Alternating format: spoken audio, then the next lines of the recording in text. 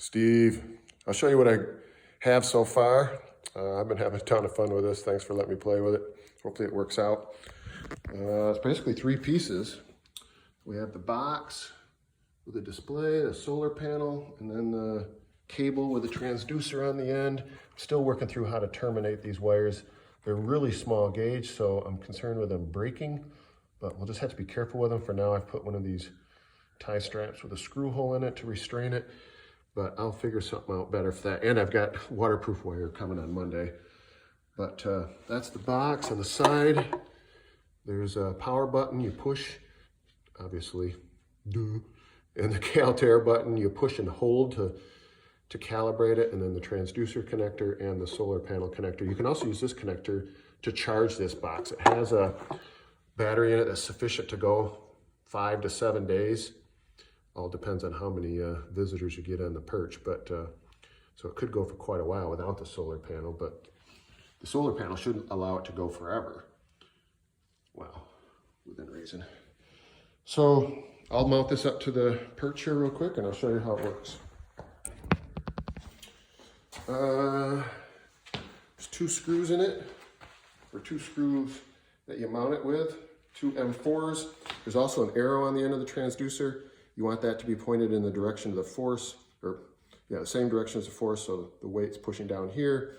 Usually it's gonna be pointing towards the ground. If you flip it over, it's not a big deal. It's just gonna show negative weight. And actually maybe the software automatically zeroes it out. That could be all information for nothing. It might just work either way. I've not tried it. So you mount it with these 2 M4 screws, and I'll send you a couple, but you might have to buy longer or shorter ones based on the design of your Perch. And you'll want this to be pretty solid because you want all the force to go into the transducer and not into flexing the mount. And I'll mount this, or put a screw in this strain relief for now. If I can get it on here and see it with my old man eyes. Oh, I got it twisted up.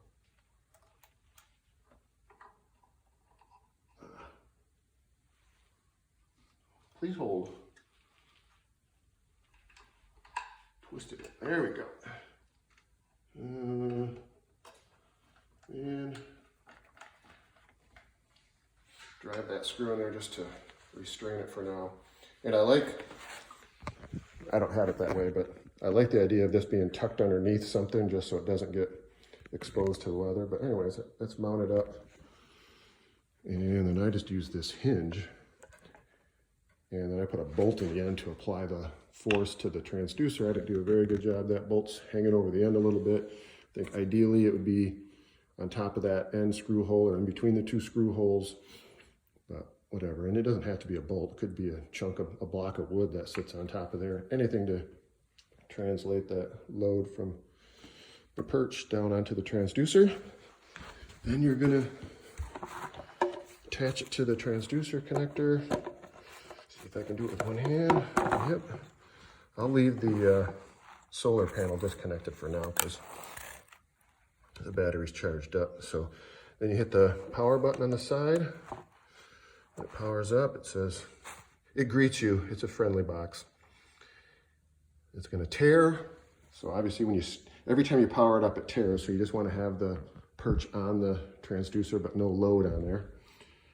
And it's displaying the weight, and if it's 0 for a certain period of time, it goes into this low power mode where it's just blinking a colon.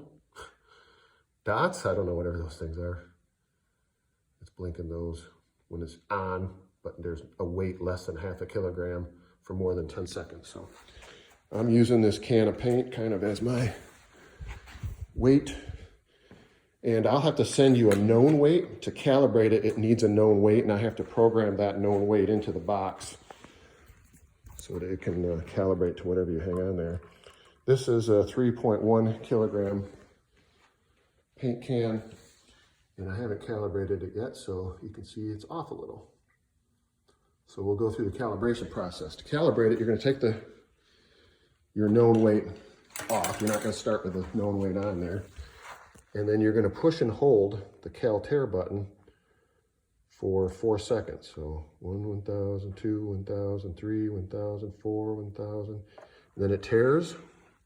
Try to get the glare out of there.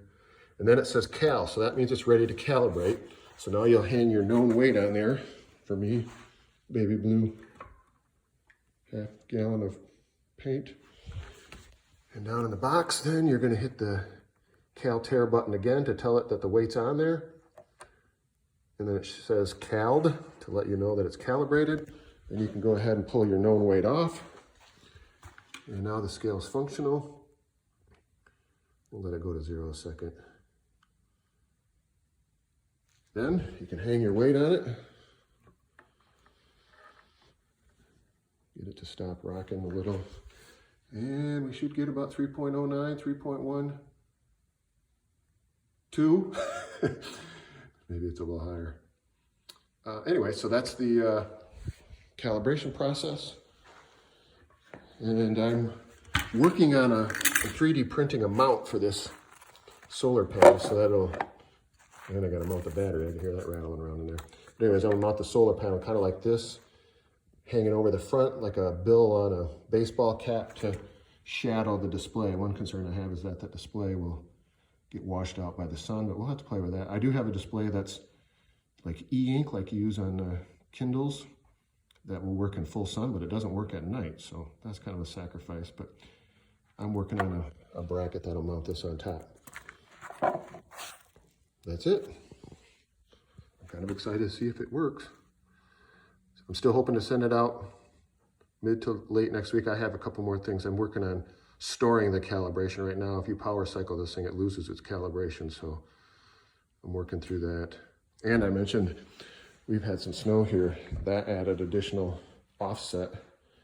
So I'm working on a routine where if it sees a non-zero value that's close to 0 for a long time, it'll zero itself out every once in a while, but that's a little risky, so I'm playing with that right now. But that's it for now. See ya.